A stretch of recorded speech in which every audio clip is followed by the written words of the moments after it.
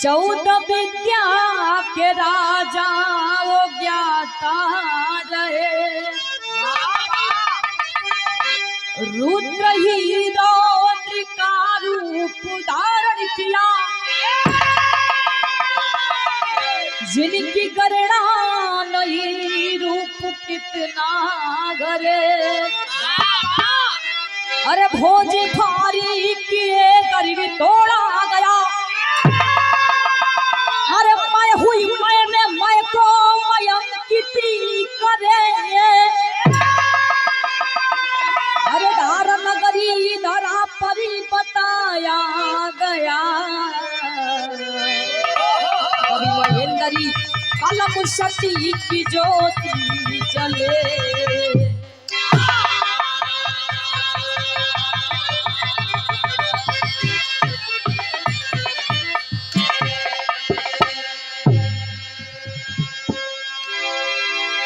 धारा नगरी धरा पर बताया गया। कभी महेंद्र कलम सत की ज्योति जले। विराह पर गौर करिया बाबू लोग।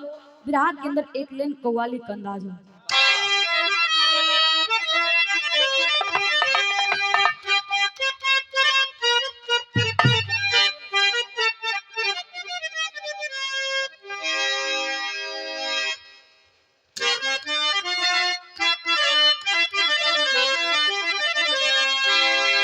एक मिनट।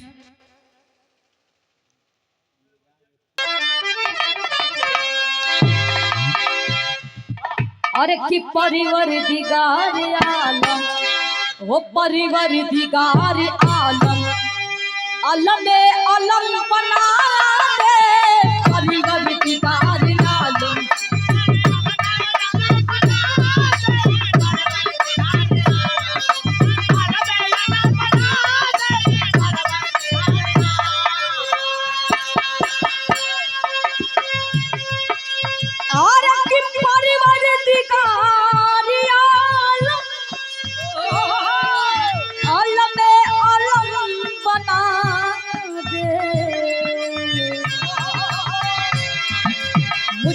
करो इनायती, मुझ पे करो इनायती, कुतिहिरी को सजा दे मुझ पे करो इनायती।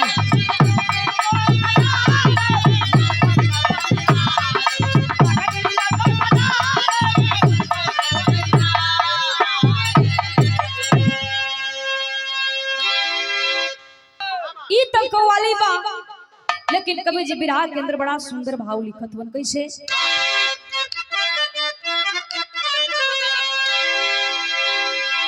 अरे कि राजा थे भोज ज्ञानी,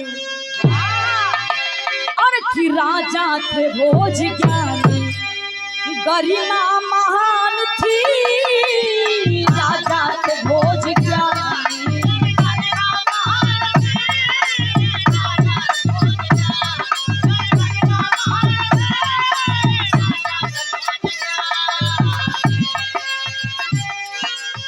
और राजा थे भोज ज्ञानी, गरिमा महान थी। शोहरत में पकड़ी पानी, शोहरत में पकड़ी पानी, पानी जा परान थी शोहरत में पकड़ी पानी। ओहो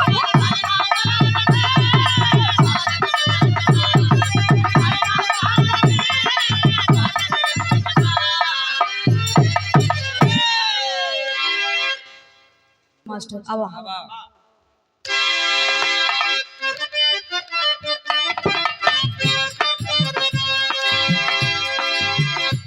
उज्जैन धारा नगरी के भोज भूप ज्ञानी, शरत गगन को चूमती मगन थी राजधानी। घमंडी भारी भोज को फूल न वो समाते, अपने समान को कोई वसुधा में ना बताते। आया है बाजीगर एक राजा के गेट पे, मारो न लात बाबू निर्धन के पेट पे। राजा से कौन ज्ञानी धरती पर है मदारी, राजा से कौन ज्ञानी धरती पर है मदारी, डंडा सिपाही भाग जा तू चल रे भिखारी।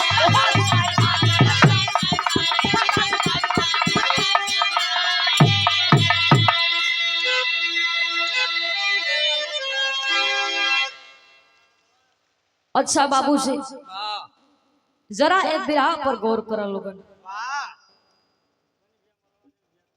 देदा भैया मलवा। उज्जैन धारा नगरी के रहे वाला एक ठे राजा साहब रहलो, उनके दू ठे मेहरारू रहली, दू ठे मेहरारू रहली हो। उज्जैन धारा नगरी के रहे वाला एक ठे राजा भोज रहलो। पहल की पत्नी का नाम बतावल गई सत्यवती और दूसर की पत्नी का नाम बतावल गई भानुमती। राजा साहब के 14 विद्या का जानकारी रहल। राजा के अंदर घमंड हो गई, जौन 14 विद्या का जानकारी रहल वही बात को मने मने सोचे विचारे लगल कि हमसे वीर, हमसे बलवान, हमसे योद्धा, हमसे विद्वान ए धरती पर क्यों होइले ना। समय बीतल बा, धीरे धीरे धीरे धीरे कुछ दिन बीत गई। एक दिन का बात रहल बाबू, राजा साहब के दरवाजे पर 2 ठे मदारी देखावे वाला गई हो। लेकिन देखत हुआ भैया जे खूब राजा महाराजा बड़ घर कर रहेला, 2 ठे पहरेदार जरूर रखले रहे लोगन, वो भाला लेके। लेकिन अब तक सीधे लिखा जाता कि कुत्ते से सावधान रहिए। लोग पहरेदार कहाँ रखत है, राम से सावधान रहो। तब मानत ना ससुराल जात।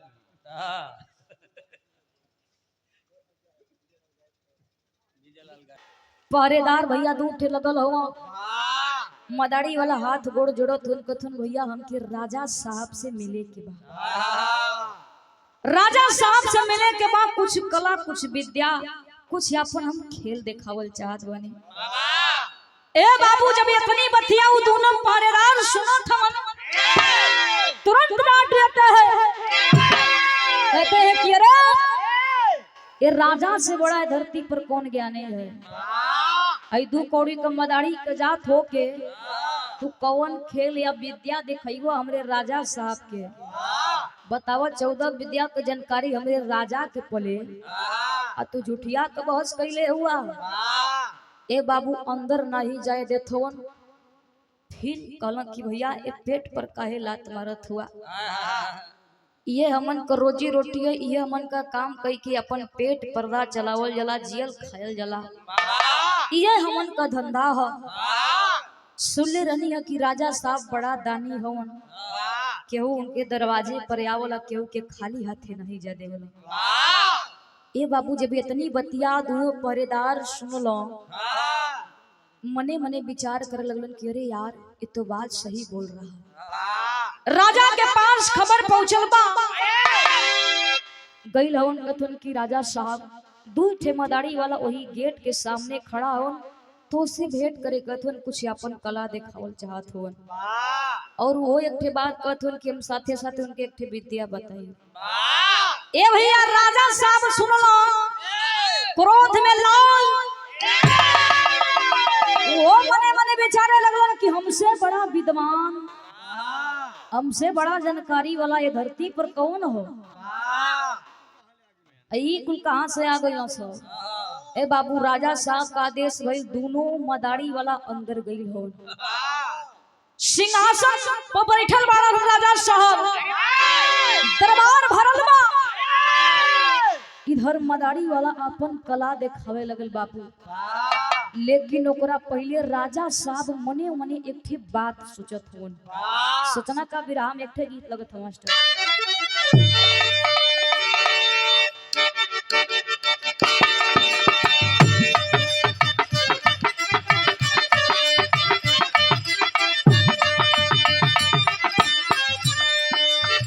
एक पति और बढ़ जा। वाह यो देखा कोनो मासुका के बीच के बात है मास्टर। मासुका के शादी हो गई बा, अपना ससुराल चल गई बा, वहां से फोन लगावत भी अपना जानू के लगे आ लगा के फोनवा एक थे बात कहे का कहे अब बात न हमसे होई सुनाए मोर करे जा। क्या बात है?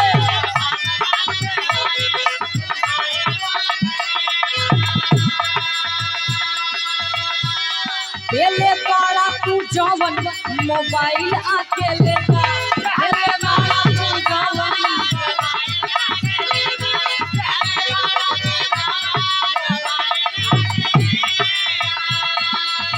बाबा लइका कहता याद कर जहिया कुंवार रहलू ए हो याद कर जहिया कुंवार रहलू जवा से पहिले हमारी रहलू।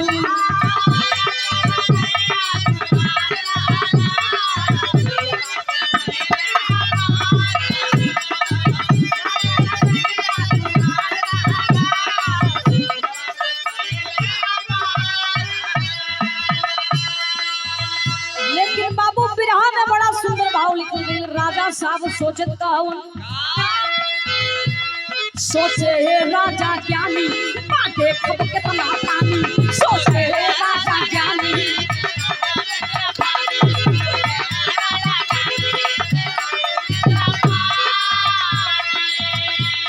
हे अहंकार में सानी ऐसा ऊ अभिमानी, हे अहंकार में सानी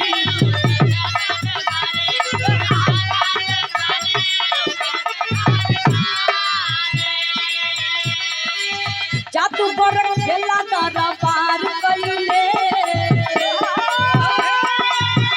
ए हो जादू बरक खेला दरबार कइले धागा के ऊपर उस पार से कले ए हो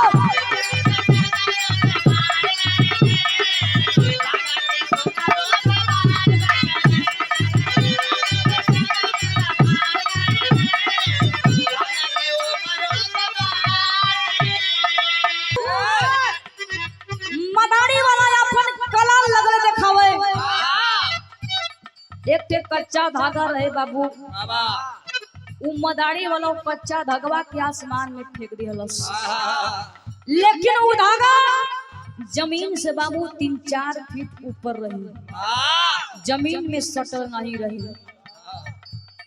अब जाए के आसमान में उ धागा अटक गई बा। अब लोग देखत हन भैया सबकर बुद्धि फेल हो गई बा। उधर राजा साहब बैठल हन, उहो मने मने सोचत हन, जितनी राज दरबारी हन उहो मने मने सोचत हन कि आखिर देखत हन हई कच्चा धागा है, ई धागवा जमीनिया से भी छोड़ले है, लेकिन जाए के टिकल काम केहू का दिमाग काम करत ना है बाबू। ई तो पहला खेल रही, लेकिन दूसरका खेल दिखावे से पहले राजा साहब अपने मदारी वाला अपने मेहरारू के राजा साहब के सौंप देलस। मदारी वाला हाथ जोड़ के कहत बा कि राजा साहब ई तू हमरे अमानत के रखले रहा, जब हम आई तो हमरे अमानत के दिया तो हम जाई दूसरे हो। दूसर की कला दिखावत हन कैला का धागा पकड़ के ऊपर चढ़े सुपुर राजा समेत सभा के टूटू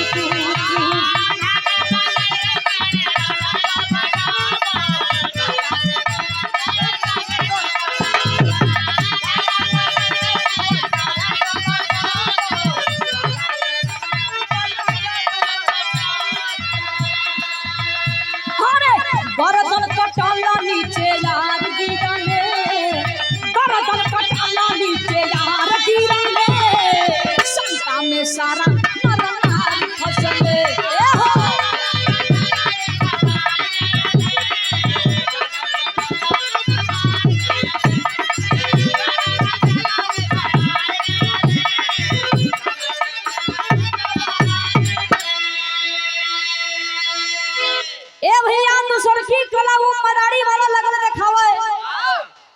काम कैला कि ओ धागवा के पकड़ के मदारी वाला ऊपर चढ़े लागो। मदारी वाला दूसर का कला दिखावे लागल। का काम कैला कि जो कच्चा धागा रहे ओ धागा के पकड़ के लगल ऊपर चढ़ो।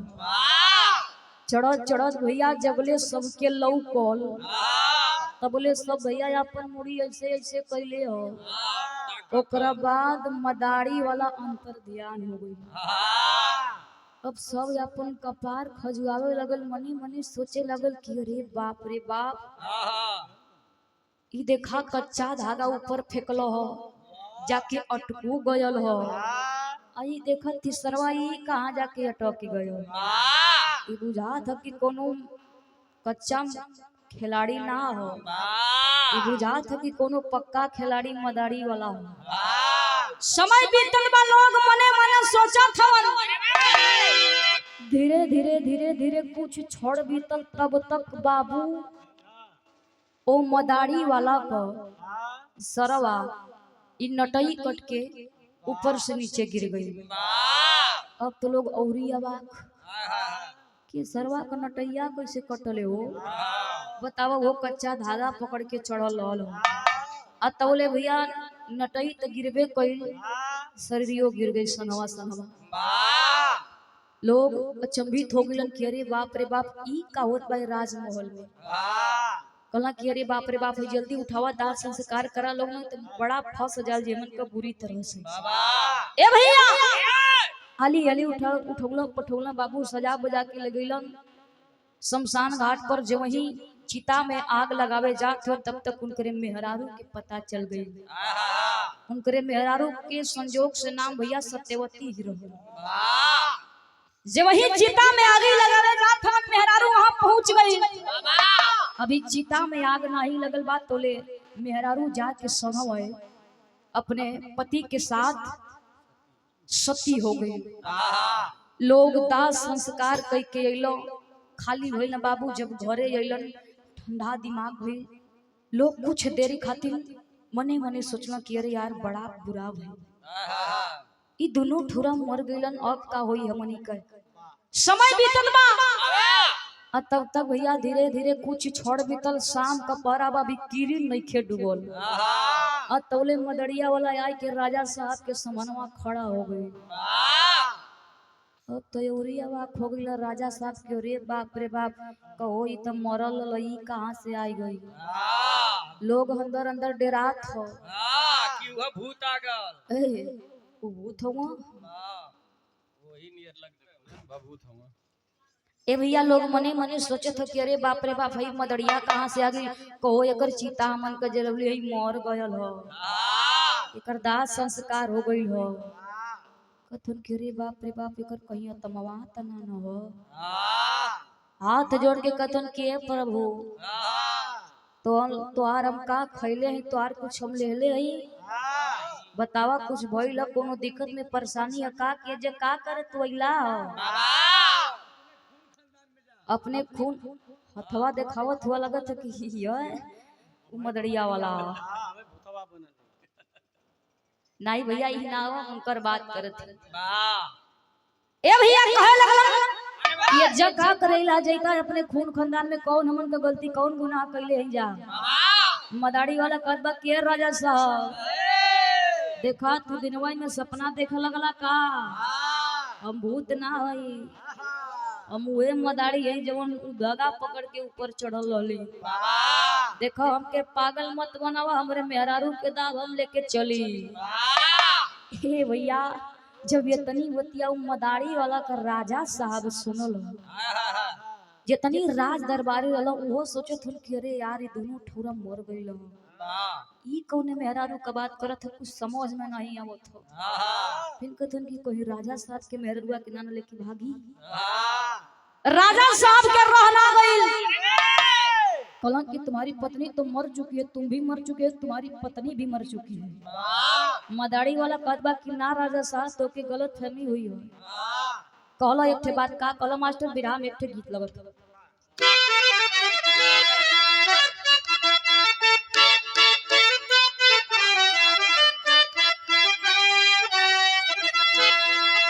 ये देखा भैया हमारे माता बहनी बियाह शादी में गीत के बड़ा निमन से गवली, बड़ा लहाई के गवली। जब मड़वा में डाल पुजैया होला तब गवली। कैसे गवली? अरे किन्नतिया ले आइला समाधि टीपिया में मुनि के,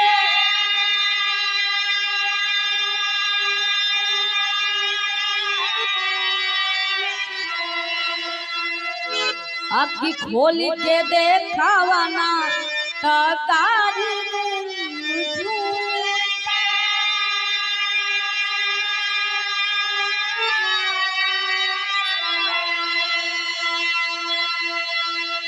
बाबू ई तरह रहल। ओ समय मदारी वाला राजा साहब से कहला का, अरे की बोला है मदारी, अरे तू तो बड़ा दूराचारी,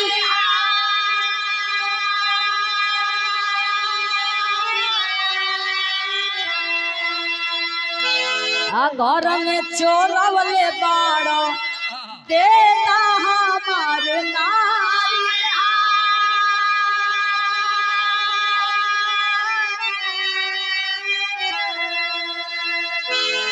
मदारी वाला कहत बा कि राजा साहब हमार मेहरारू यही महल के अंदर है। अब एकदम सही गारंटी के साथ कथी कि हमार मेहरारू यही अंदर बा। तब राजा साहब एक ठे बात कहला का कहला, अरे कि मेहरा तोहार जब की महला में मिली है, महला में मिली है।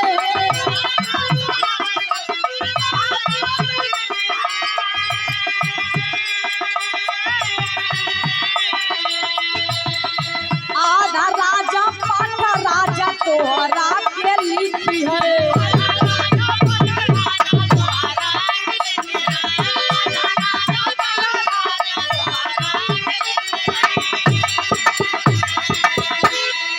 अरे कि रानी रानी कही के बोलाते ही बारी हो,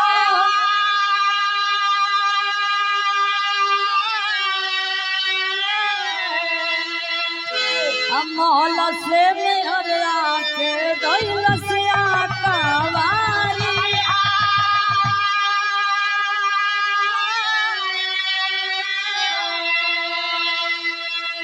विराह सुने वाला भैया बाबू लोग जरा ये विराह के इत्मीनान से सुनिए लोग। ओ समय राजा साहब बोला कि तुम्हारी पत्नी इस महल के अंदर नहीं है।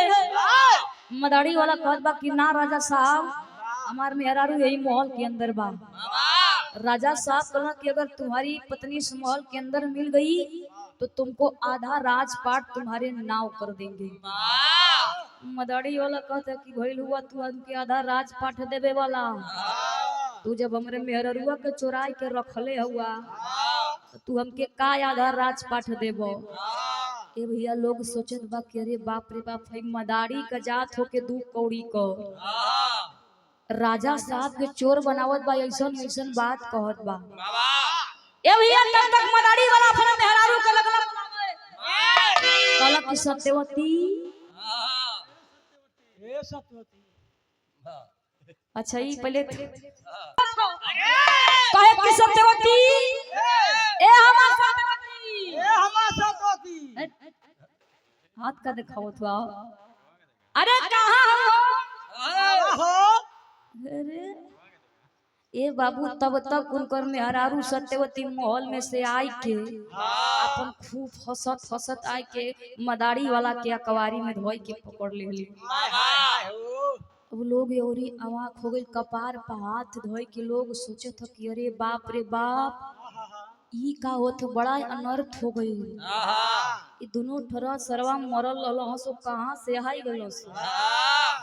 तो राजा साहब मने मने सोचे लगलन, बैल का मास्टर विराह में टेरी के भाव लगत।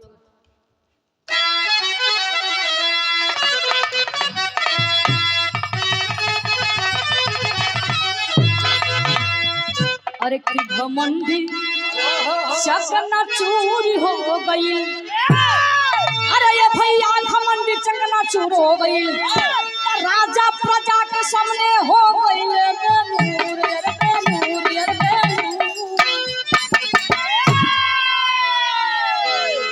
राजा प्रजा के सामने हो गईले बेनूर, घमंड चकनाचूर हो गई। राजा साहब के भैया घमंड वही जे चकनाचूर हो गई। मने मने सोचे लगलन कि यार हमके 14 विद्या के जानकारी हो, ई 15वां विद्या कहाँ से जानत हो। राजा साहब के रहना गई मदारी वाला के पास जात हो, हथवा ऐसे जोड़ लेलो, कथन की अच्छाई बताओ हमके 14 विद्या के जानकारी है, तू 15वां विद्या कहाँ से सीखला आ के तोके बतौलस। मदारी वाला कहता कि तू जानल चाहत हो ना कि 15वां विद्या हम कहाँ से सीखली। तो एक ठे शर्त हो, हमके महल से कुछ दूरी पर ले जाके छोड़े के हुई, ओकरा बाद हम बताई। ए भैया राजा साहब परेशान रहबो कइला, मजबूर रहबो कइला, छोड़े के उनके रहबे कोई। राजा साहब बाबू कुछ दूरी पर लेके जात हन। राजा साहब परेशान हो गए कि अरे अब बतावा अब बतावा। फिर बस थोड़ा दूरी आ तनी सा और दूरियां चल जा। धीरे धीरे कुछ दूरी पर पहुंचल हवन बाबू। तब तक राजा साहब मदारी वाला कलन की अपन नजर थोड़ा सा ऐसे घुमावो। राजा साहब ऐसे भइलो अतौले दोनों मदारी वाला आपन रूप असली रूप में हो गए बाबू। उ मदारी वाला भगवान भोलेनाथ जी रहला, आ जब उनकर मेहरारू रहली पार्वती जी रहली। अरे बाप रे बाप, तुरंत गुड़वा पर गिर गिलन कथुन प्रभु तू अइला ए रूप में, हमसे बहुत बड़ियार गलती हो गई प्रभु।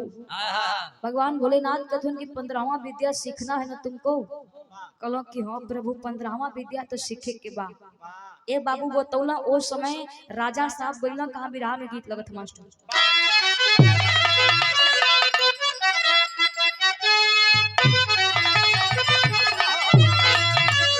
तरह से बढ़िया भैया विराह में फर्ज बा कि अमर गोर मिल गई बनवा, अरे कि अमर गोर मिल गई बनवा, ई जनवा के सिखले हो राजा।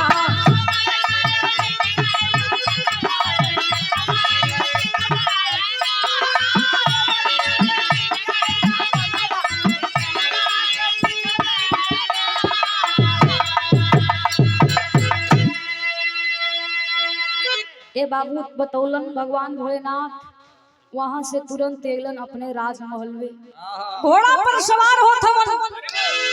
जाए से पहले बाबू एक अपने मेहरारू से बात कहलो, सत्यवती से कहलो कि सत्यवती हम जात लेकिन एक ठे हमार बात याद तू रख ले रही। अगर हमरे रूप में केहू आई तो तू एक ठे सवाल करिया कि स्वामी जब तू जात रहला मंत्र सीखे तो हमसे का कही के गईला। सत्यवती कथी कि स्वामी ऐसा काहे बदे तू कहत हुआ।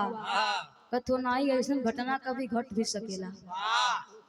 कही के बाबू साथ में मंत्री के भी ले रहलो, घोड़ा पर सवार होके चल गइलन अमर गुरु के पास, विद्या के लगलन सीखे।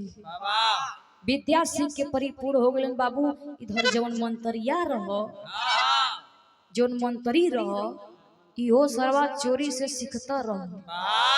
जितना राजा साहब सीख के परिपूर्ण भइलन उतना ही मंत्री सीख के परिपूर्ण हो गई।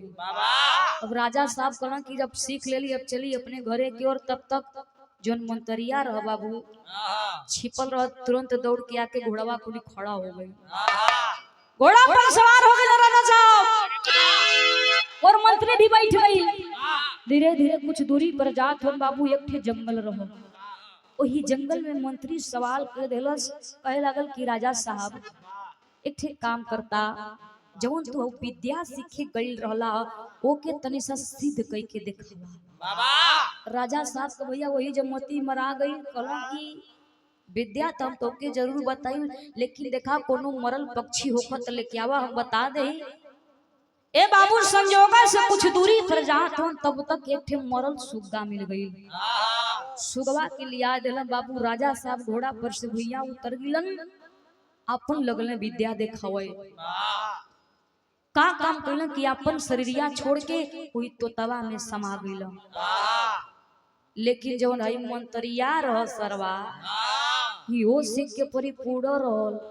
यो मने मने सोचत रह कि जब वो तोतवा में प्रवेश करी हो तो हम इनकरा में प्रवेश हो जाई।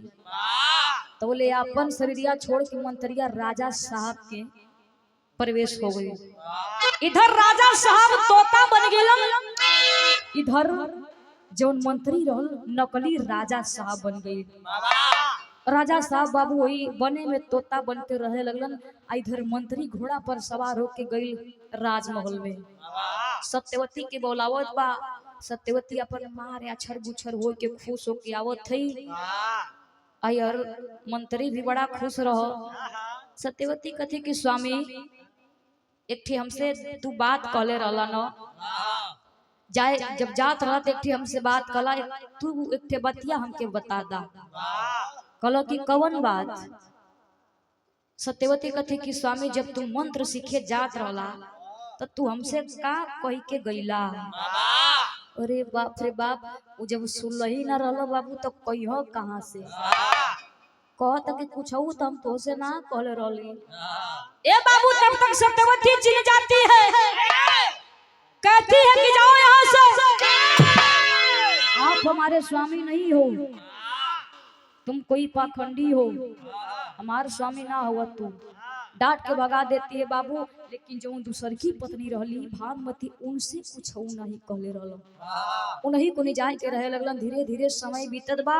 मंत्रिया ऐलान कर दिल जितनी राज दरबारी रहल सबसे कहे लगलन कि जे मरल तोता लेके आई ओके एक ठे सरफी, आ जे जिंदा तोता लेके आई ओके 2 ठे सरफी। ये भैया लोग मने मने सोचे लगल कि अरे बाप रे बाप, ई राजा साहब जब से मंत्र सीख के आइल हन पगला ना गइल हन, कैसन मरल तोता जिंदा तोता का बात करत हन। चला ओकरा बदला में सरफिया मिलता हो, हीरा मोती मिलता लिया के देवे में का होत हो। ए बाबू राज दरबारी तोता के तलाश में निकलल हवन। वही जंगल में बाबू जहाँ राजा साहब तोता बन के पड़ल हवन। तुरंत जाके राजा साहब को पकड़ लेते हैं। अब पकड़ के बाबू लेके जाए लगन, कुछ दूरी पर लेके जात हन तब तक राजा साहब बोल देलो, कहला कि भैया वो हमके तुम कहाँ लेके जात हुआ? अरे बाप रे बाप, जब इतनी बतिया राज दरबारी सुनलो सो तुन अरे इत आदमी मतिन बोलत हो तोता का जात होके। फिर कहलो कि चला जियावल होई, बात रटावल होई, उहे रटत होई, पालतू होई तोता। फिर कुछ दूरी पर जात हो कथुन ये भैया बताऊता हमके कहाँ तो लोग लेके जात हुआ? कथुन जानल चाहत हुआ एक लेके जाई तो हमन के 2 ठे सरफी मिली, तोहरे बदले तोके तोता दे देवल जाई तो हमन के ओकरे बदले में 2 ठे सरफी मिली। राजा साहब कहला कि अगर तोके सरफिया चाहत है तो हमके चंदा साहूकार के घरे लेके जा, तोके ओकरे बदले में हम तोके 10 ठे सरफी दिलवा दे। ए बाबू मन में लालच आ गई, चंदा साहूकार के घरे लेके गईलन वो राज दरबारी। चंदा साहूकार तोता के ले लेला और ओकरा बदला में 10 ठे सरफी दे देला। ई अपन खुश होके अब गईलो। धीरे धीरे समय बीतत बा। एक दिन का बात रहल, तोतवा पिजड़वा में लगल रोए। बैल का मास्टर तरज बा।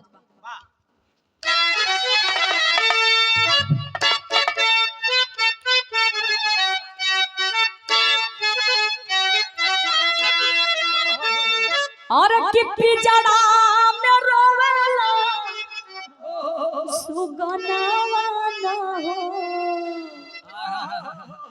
अरे कि पिजड़ा में रोवेला सुगनावा ना हो, पूछे चंदा साहूकार।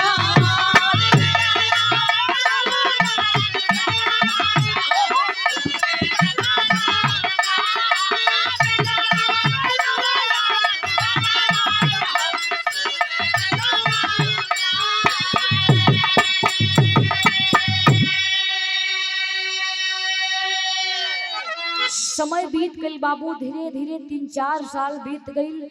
एक दिन का बात राजा साहब वही पिजड़वा में से लगल रोए। इधर चंदा साहूकार जाके पूछत हन कि इतना दिन हमरे संगे रहला तू ना रोला, आज तोके एकाएक अचानक का हो गई कि तू रोवे लगला? ए बाबू राजा साहब वो जंगल वाली बात सारी जितनी रहल चंदा साहूकार के बता देहलो। चंदा साहूकार कथा प्रभु तू ये रूप में बड़ा सौभाग्य के बाद भइल कि तुमसे मुलाकात तुमसे भेंट हो गई। राजा साहब कहला कि एक ठे काम कदा हमके हमरे पत्नी के पास पहुंचा दा, सत्यवती के पास पहुंचा दा। कहला कि जरूर जरूर राजा साहब जरूर हम तो के पहुंचाइए। ए बाबू चंदा साहूकार अपने झोली में भर के सत्यवती के लगे लेके गई होन राजमहल में। धीरे धीरे जात हन बाबू, जब पहुंच गइलन सत्यवती के आवाज लगावत हन, सत्यवती भागल भागल अइली। आ तब तक राजा साहब बोल देलन। सत्यवती चीन गई कि अरे ई त हमरे राजा साहब कही त हमरे स्वामी के आवाज लगत हो। अंदर बोलौली कली बैठी पानी दाना करौली हो बाबू। ऊ चंदा साहूकार पानी दाना कैलन अपना घरे चल गइलन। और इधर राजा साहब अपने मेहरारू के सारी बात को जंगल का बता देलन। फिर बता के कहला कि तू मंत्री के अपने महल अपने कक्ष में बुलावा आ तू ये सवाल करिया कि स्वामी तो के चिन्हे में बड़ा देर हो गइल हो, जब तू विद्या सीखला ओके तनी सिद्ध कई के दिखावा। ए भैया इधर राजा साहब सारी बात कह देलो। सत्यवती आदेश कैली, आदेश भेजवली मंत्री के लगे। मंत्री जब सुनलस बाबू वो बड़ा खुश भइल, खुशी का कोनो ठिकाने नहीं थे।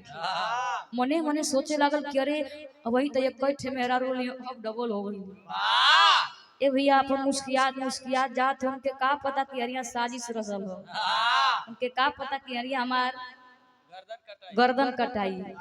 ए बाबू अपन खुश होके गइलो। मेहरारू कथिए कि राजा ए स्वामी तो के चीन्हे में बड़ा देरी हो गई हो, तू ही हमार स्वामी रहला, बड़ा देरी हो गई बैठा। लेकिन एक ठे बात हमार सुना, जो तू विद्या सीखले हुआ ओके तनी सा सिद्ध कई के दिखावा। जब ये तनी बतिया बाबू मंत्री सुनलस कैलस का आला का भाव लगत मास्टर।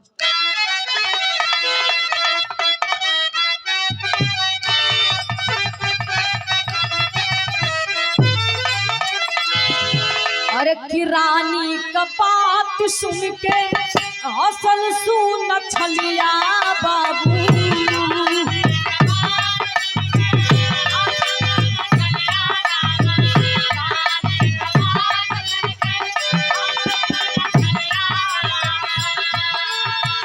मरल एक पकारा हो हलस मना, मरल एक पकारा हो।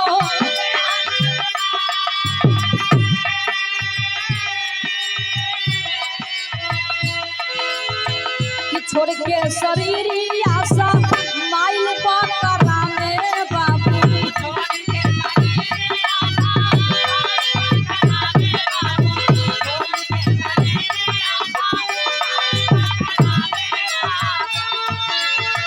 मोटा पाट के भोज गइले तन में समाय, मोटा पाट के भोज गइले।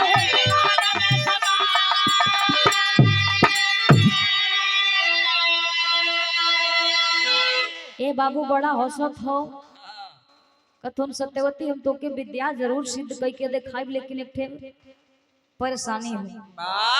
देखा कोनो जानवर मिलत तो ओके पकड़ के लेके आवत तब हम विद्या सिद्ध कई के दिखा देत हई। ए बाबू जानवर के तलाश में लगला हो लगे, जानवर के तलाश में घूमे लगला राज दरबारी।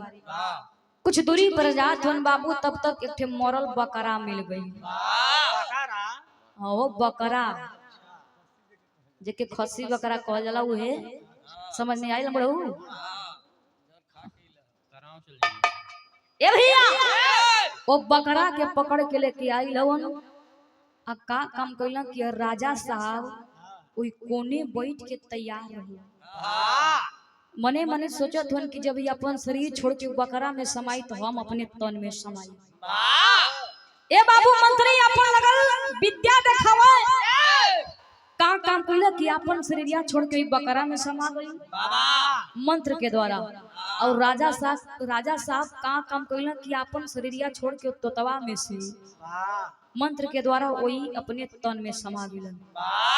इधर राजा साहब अपने रूप में हो गइलन, आ जौन मंत्री रहो सरवा बकरा बन गए। और दम तू नहीं के देखावा थोड़ा के मेहरारू बनौला तले बकरो बना देला ए भैया राजा साहब ऐलान कर देलन कि बकरा के पकड़ के मेन गेट के सामने बांधा लोगन आज ए महल के अंदर प्रवेश करी ये बकरा के 5 जूता मारी के ली ओकरा बाद जब ओ महल से आई बाहर फिर भी ओ बकरा के 5 जूता मारी के आई बाबू भइल का बिरहा के आखिरी बाबू खड़ी के भाव लगत मास्टर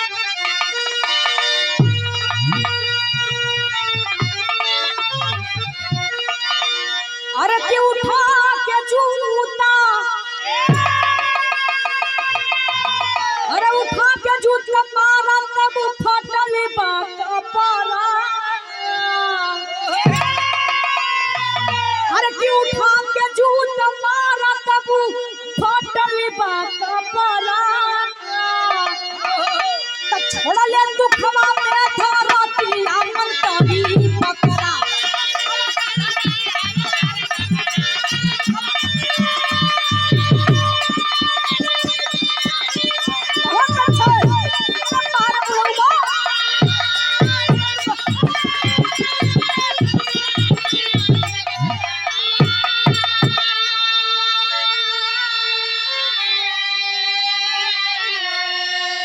अरे की रहले दयालु भूप मंत्री थाना लाया अरे किया ना सुकर्म कुकर्म कावा ना आया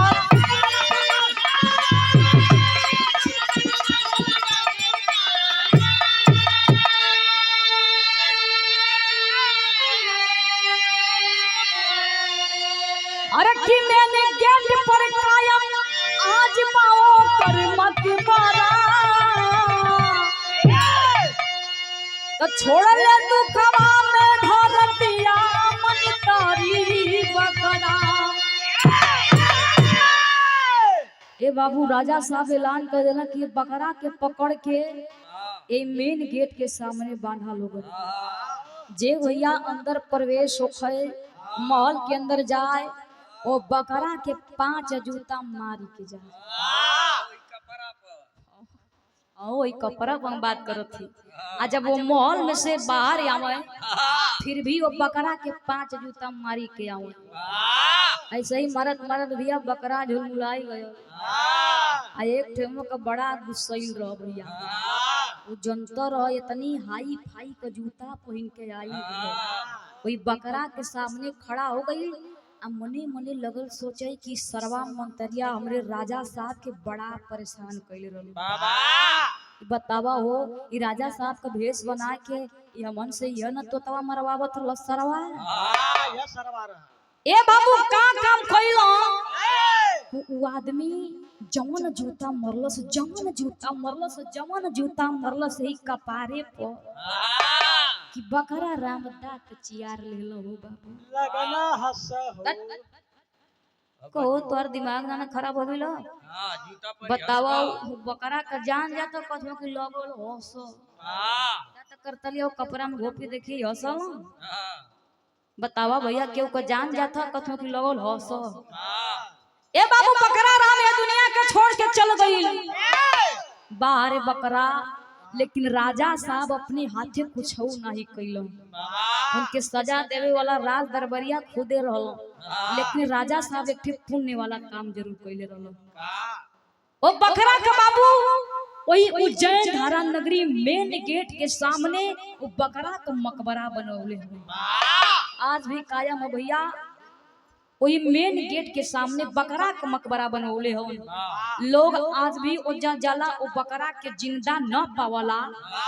तो ये मुअलका के 5 जूता कपड़ा पे धोई के आवला नियम बन गल बारे बकरा देखा भैया जियते त लात जूता खइबे कई मर मुअलो पर जा जूता लात खात बा ऐसन उ करम कइले रहल जाते जाते में ये कहल चाहते हैं भैया कि बा बकरा त मरी गयल दांत चियार के जियते पर त जूता लात खइबे कई मोलहू पर लोग उनके नहीं छोड़ा आज भी भैया उ कायम उज्जैन धारा नगरी मेन गेट के सामने ओकर बकरा का मकबरा बनल बा लोग ओजे जाला तो मुड़िया पर मार के आवल कही ना वाह भैया वही मुड़िया पर मार के आवल ना हाँ ना ओसे ना जरल हाँ ई जवन ए डरमवा के कन सुन ले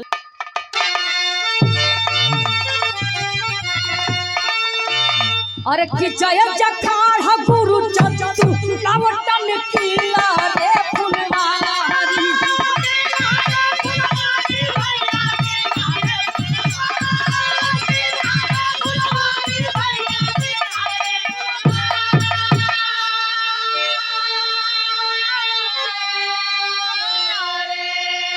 अरे कि स्वर्ग बसे श्री नारायण अरे राम उधार की तैयारी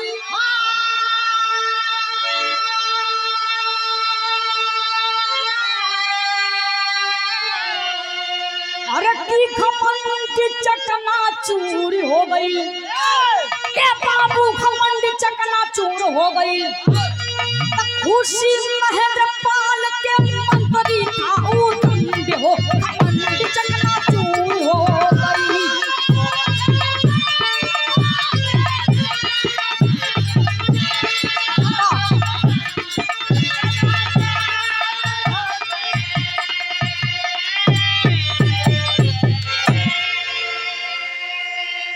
विराट समाप्त हो गल बाबू लेकिन है जन बतौली है डरमुआ वाला